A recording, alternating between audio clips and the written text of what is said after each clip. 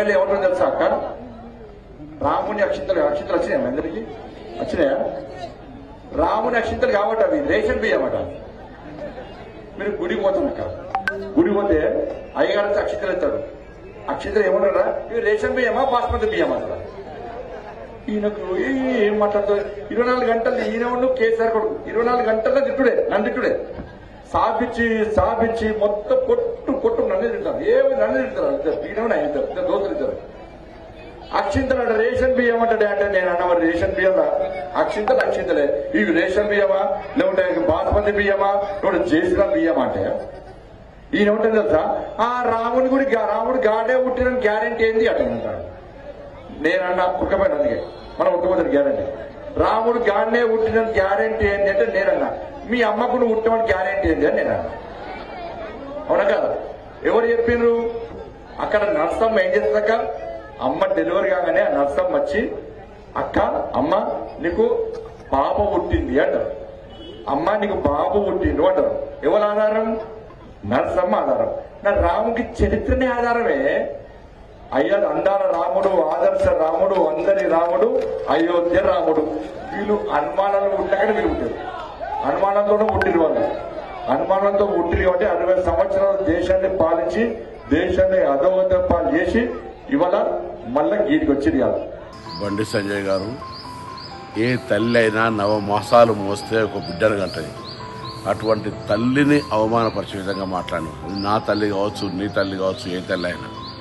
పైగా బతుకున్న నా తల్లిని ఆత్మక్షోభిస్తుందని మాట్లాడుతున్నాను. నేను రాజకీయ లబ్ధి అంటున్నాను.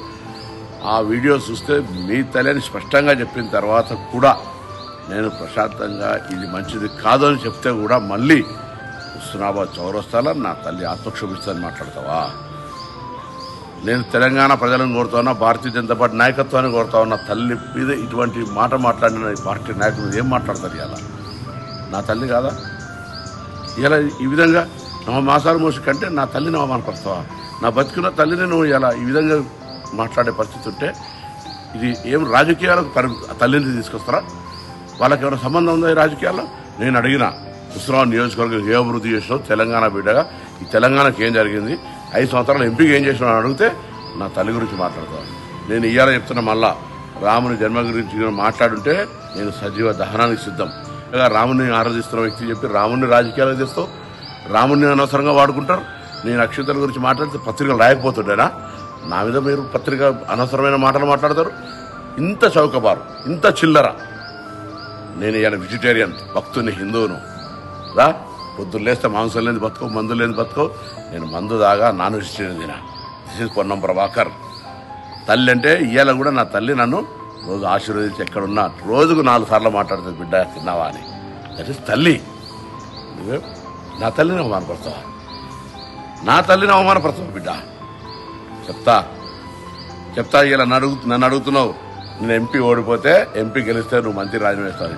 నీకు సిగ్గుందా? ఎమ్మెల్యే 3-4 సార్లు ఓడిపోయాను, మళ్ళీ ఎంపీ రాజీనామా చేసినావా? నన్ను అడిగే ముందు నువ్వు ఎమ్మెల్యే ఎన్నిసార్లు ఓడిపోయావు కదా, ఎంపీకి రాజీనామా చేసినావా? నువ్వు ఒక్కసారి ఎంపీ గెలిచావు పీకుడు, నేను గెలిచినా. నీకంటే ముందు మార్కెట్ చైర్మన్ అయినా. నా దయాదాక్షిణ్యం మీద Congress panel urban bank director పెద్ద పీకుడు. నువ్వే మాట్లాడుతున్నావు ఇలా. అందుకే జాగ్రత్త.